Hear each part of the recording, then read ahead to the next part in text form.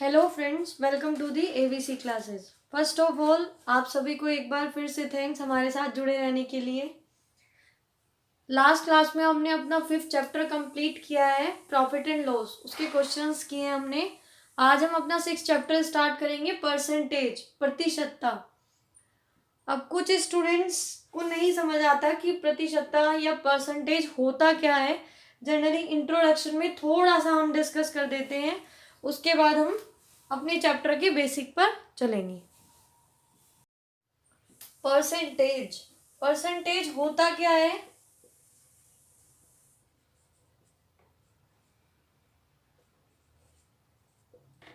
दो वर्ड्स जुड़े हैं, पर का मीन्स क्या होता है और सेंटेज का मीन्स क्या होता है। अगर आप हिंदी में लीजिए प्रतिशतता,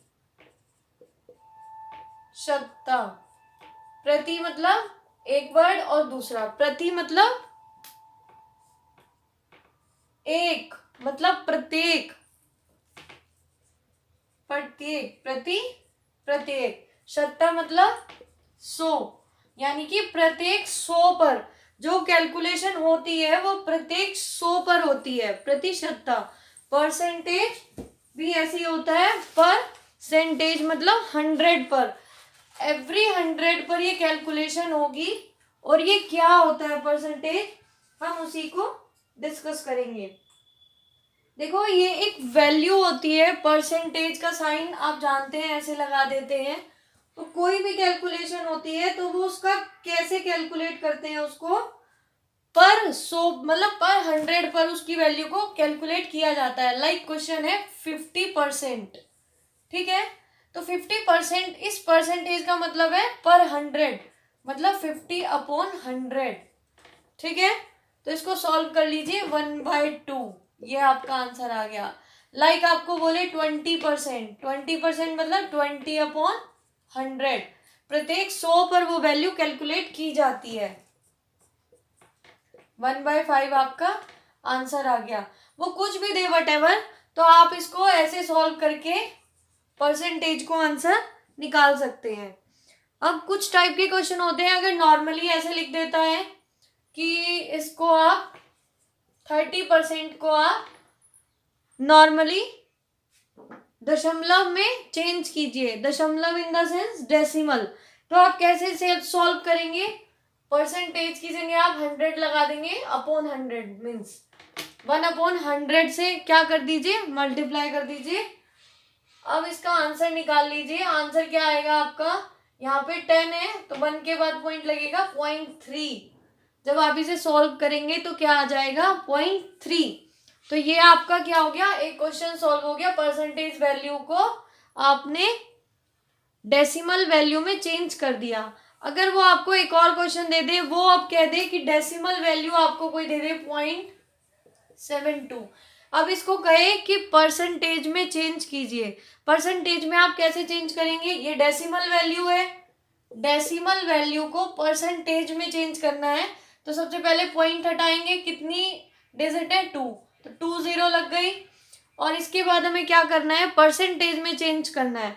अगर हमें नॉर्मल वैल्यू से परसेंटेज में चेंज करना है तो 100 से मल्टीप्लाई करेंगे, और ये मल्टीप्लाई जो हम करेंगे ये इससे कट जाएगा, 72% आपकी वैल्यू आ जाएगी, ठीक है। अब नेक्स्ट क्वेश्चन देखते हैं। कुछ फिक्स्ड फॉर्मूले हैं जिनको आपको याद रखना है, उनके थ्रू आप परसेंटेज के क्वेश्चन बहुत इजीली सॉल्व कर सकते हैं। पहला फॉर्मूला देखते हैं, किसी राशि में कोई मनी है, उस पे x% का क्या कर दिया जाए, इंक्रीमेंट, ठीक है, x% की वृद्धि की जाए तो नया मान।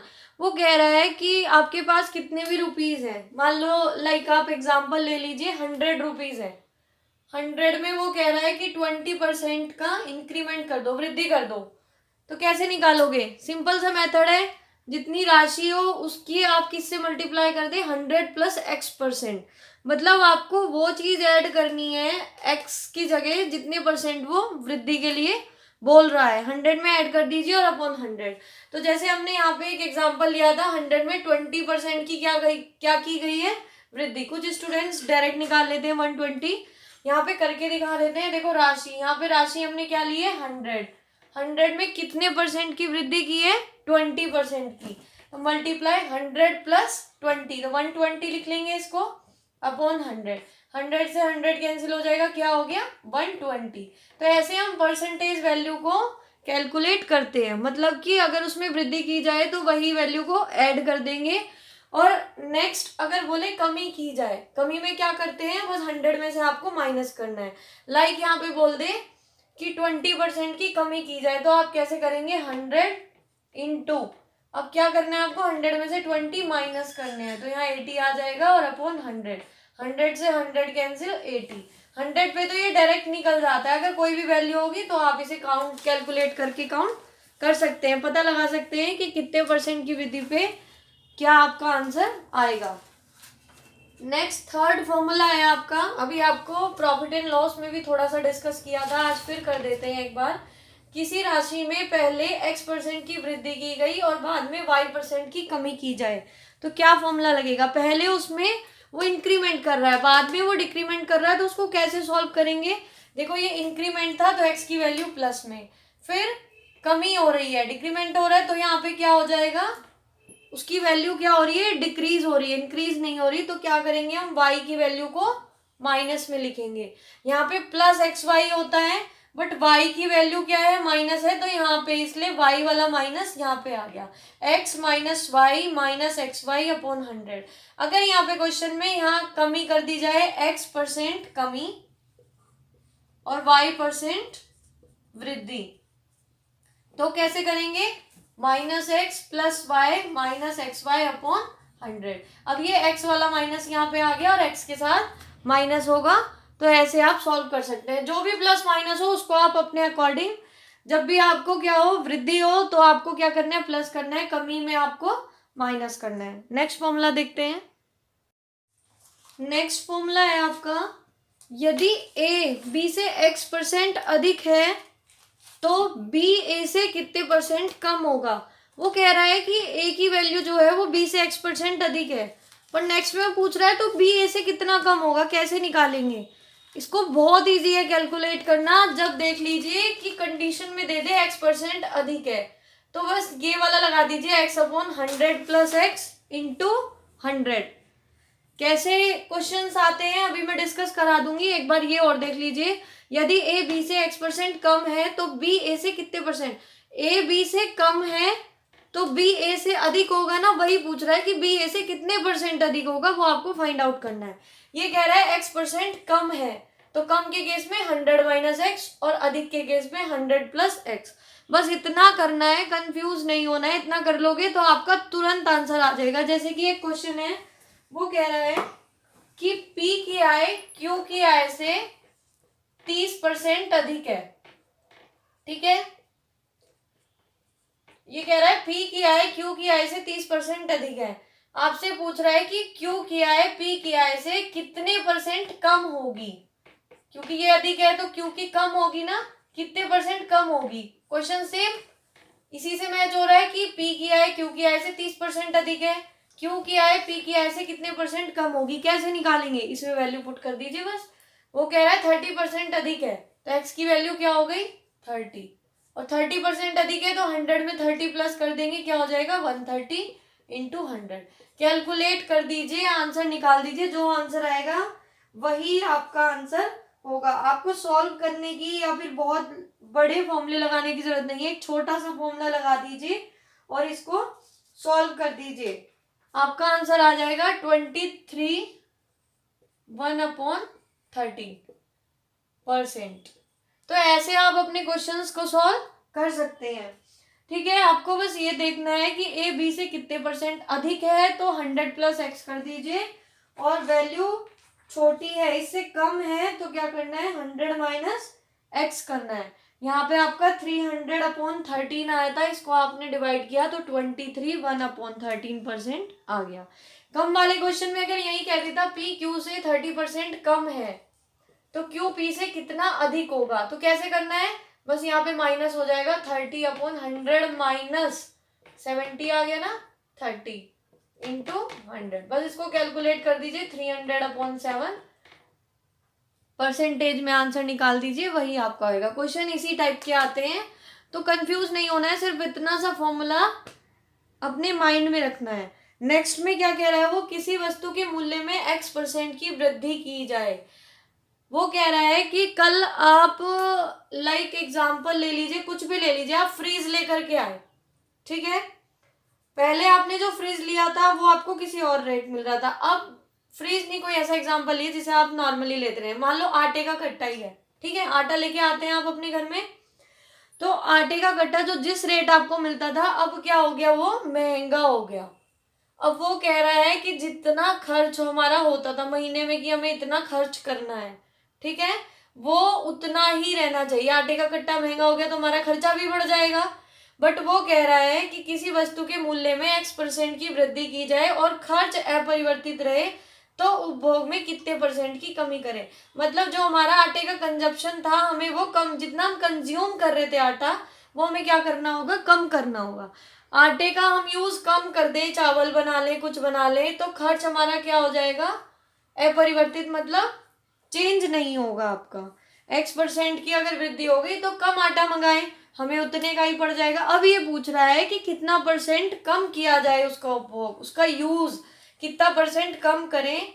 तो वही वाला क्वेश्चन हो गया, किसी वस्तु के मूल्य में x% की वृद्धि की जाती है। वृद्धि मतलब इंक्रीमेंट किया गया, इंक्रीमेंट के केस में x/100 + x। बस इतना सा कर देंगे तो आपका आंसर डायरेक्ट आ जाएगा। तो इन फॉर्मूले की सहायता से आप क्या कर सकते हैं, हेल्प से डायरेक्ट इनको लर्न करके अपना आंसर निकाल सकते हैं। आपको कंफ्यूज नहीं होना पड़ेगा और ना ही इनको एक एक केस लगा करके सॉल्व करना पड़ेगा, ठीक है। नेक्स्ट फॉर्मूला देखते हैं। 7th यहीं पर ही ले लीजिए, 7th सेम है, बस क्वेश्चन को थोड़ा चेंज किया। किसी वस्तु के मूल्य में x% की कमी की जाए, अगर मैं लिख दूं यहाँ पे कमी की जाए, अब वो सस्ता हो गया तो हम खर्च अपरिवर्तित रहे, मतलब अब हम क्या कर दें, उसका कंजप्शन जितना हम कंज्यूम कर रहे हैं उसको बढ़ा दें। तो वो कह रहा है कि उपभोग में कितने % की वृद्धि की जाए, मतलब इंक्रीमेंट, मतलब हम ज्यादा खाने लगे वो चीज तो क्या होगा, नॉर्मली खर्चा पहले भी जितना हो रहा था अभी भी उतना होगा। तो यहाँ पे कमी हो गई, x% की कमी की जाए तो हमें क्या करना है, बस यहाँ पे माइनस हो जाएगा। ये आपका 7th फॉर्मूला है। सेम क्वेश्चन है, बस कमी की जाए तो माइनस कर देना, वृद्धि की जाए तो प्लस कर देना। नेक्स्ट देखते हैं 8th फॉर्मूला। नेक्स्ट फॉर्मूला है आपका नगर की वर्तमान आबादी, मतलब कि ये कहना चाह रहा है आपको करंट पॉपुलेशन जो है वो p है, मतलब जो पॉपुलेशन अभी की चल रही है वो p है। पर ये कह रहा है कि r% की वार्षिक वृद्धि दर हो, तो मतलब कि r% क्या हो रहा है, जो आपकी पॉपुलेशन है वो इंक्रीमेंट हो रही है ईयरली, वार्षिक मतलब ईयरली, मतलब कि एवरी ईयर, प्रत्येक साल में वो बढ़ती जा रही है, हर ईयर में वो बढ़ रही है। तो उसका क्या रेट है, वो r% रेट है। वो कह रहा है कि n वर्ष बाद, आफ्टर n ईयर्स, जो पॉपुलेशन है वो कितनी होगी। मान लो वो पूछ ले 7 साल बाद, 8 साल बाद, तो आपको कैसे निकालना है, डायरेक्ट आप फॉर्मूला लगा दीजिए, p की वैल्यू आपको देगा कि पॉपुलेशन कितनी है, 1 + r, जितने % वो बढ़ रही है, यहाँ पे देगा आपको वैल्यू 20% बढ़ रही है या 30%, 10%, वो वाली वैल्यू पुट कर दीजिए अपॉन 100 और इसको ब्रैकेट में पावर n। लाइक पॉपुलेशन है 50,000, छोटी सी ले लीजिए अभी, 1 + 20% की क्या हो रही है, उसमें वृद्धि हो रही है, और कितने साल बाद की पूछ रहा है, आफ्टर 3 ईयर्स। इसे कैलकुलेट कर दीजिए और आंसर निकाल लीजिए। इसे कैलकुलेट कैसे करेंगे, 1 + 1/5 एलसीएम लेके 6 सॉल्व कर दीजिए, 6/5 की पावर 3 और 50,000 मल्टीप्लाई कर दीजिए, 50,000 into 6 into 6 into 6 upon 5 into 5 into 5, काट के आंसर निकाल दीजिए, जो ये आएगा वही आपका आंसर होगा। अगर वो आपसे पूछे n वर्ष पूर्व मतलब बिफोर, अब तो उसने बाद की पूछी है आपसे कि भाई 7 साल बाद की, 3 साल बाद की बता दिए, वो पूछे 3 साल पहले की जनसंख्या पॉपुलेशन क्या होगी, उसके लिए फॉर्मूला क्या होगा, p/1 + r/100 की पावर n। अब आप एक चीज देख लीजिए, यही आपको इतना करना है, बाद की पूछे तो ये वाला फॉर्मूला लगाना है और पहले की पूछे तो ये लगाना है। एक छोटी सी चीज ध्यान दीजिए, वो कह रहा है कि आबादी जो है वो बढ़ने की जगह घट रही है, अब मैं कह दूं कि कमी हो रही है, ठीक है। वार्षिक दर से कम हो रही है, मतलब कि लोगों के मरने का रेट ज्यादा है, पॉपुलेशन घटती जा रही है। वैसे तो होती नहीं है, इम्पॉसिबल है, बट अगर वो कह दे, कंडीशन दे दे कमी हो रही, तो कुछ नहीं करना है, सेम फॉर्मूले हैं दोनों, बस यहाँ पे क्या कर दीजिए माइनस। बाद की पूछे तो यहाँ पे इस वाले फॉर्मूले में माइनस, पहले की पूछे तो इस वाले फॉर्मूले में माइनस। ये वाला क्वेश्चन हम मतलब कि इन फॉर्मूले से परसेंटेज जो है वो बहुत इजी बन जाता है, चैप्टर हमारा इतना इजी हो जाता है हमारे लिए कि बिल्कुल भी टिपिकल नहीं लगता है। तो हमें इन फॉर्मूलों को देखना है और लर्न करना है, फिर हम अपने लास्ट 5 ईयर के क्वेश्चंस को सॉल्व करेंगे, जिसमें हमें क्या होगा, ये वाली वैल्यूज, ये वाले फॉर्मूले लगाने के बाद हमारा जो क्वेश्चन है वो बहुत इजी हो जाएंगे। एक अभी जो लास्ट फॉर्मूला हमने डिस्कस किया था, एक उसका क्वेश्चन कर लेते हैं। मान लो वो कह रहा है कोई सरसों का तेल लेने के लिए आप गए हैं, यूज करते हैं ना अपने घर में, तो वो कह रहा है कि सरसों के तेल में 15% क्या हो रहा है, इंक्रीमेंट हो गया, मतलब कि उसकी जो रेट है, पैसे हैं, वो 15% क्या हो गया, बढ़ गए, इंक्रीज हो गए। इंक्रीज के लिए ऊपर का एरो लगा देते हैं, इंक्रीज हो गए। उसके बाद वो क्या कह रहे हैं, उसकी बिक्री कितने परसेंट कम करनी पड़ेगी। अब सरसों का तेल यूज कम करना पड़ेगा, तभी तो उसका खर्चा सेम रहेगा। तो रेट क्या हुए हैं, बढ़े हैं। तो आपको कैसे करना है, 15/100 प्लस 15/100, आपको पता लग जाएगा, जो भी आंसर आएगा इतने परसेंट आपको रेट, मतलब उसको कंजप्शन जो है उसका इतने परसेंट कम करना पड़ेगा, तभी हमारा क्या रहेगा, जो खर्चा है वो सेम रहेगा। ठीक है, ये सारे जो फॉर्मूले थे हमने डिस्कस कर लिए हैं। नेक्स्ट लेक्चर में हम अपने लास्ट 5 ईयर के क्वेश्चंस को डिस्कस करेंगे। अगर हमारी वीडियो पसंद आई है तो चैनल को लाइक और सब्सक्राइब करना ना भूलें। आगे आने वाली सभी वीडियोस के लिए बेल आइकन को भी प्रेस कीजिए, जिससे कि आपको सभी वीडियोस का नोटिफिकेशन मिलता रहे। Thank you friends.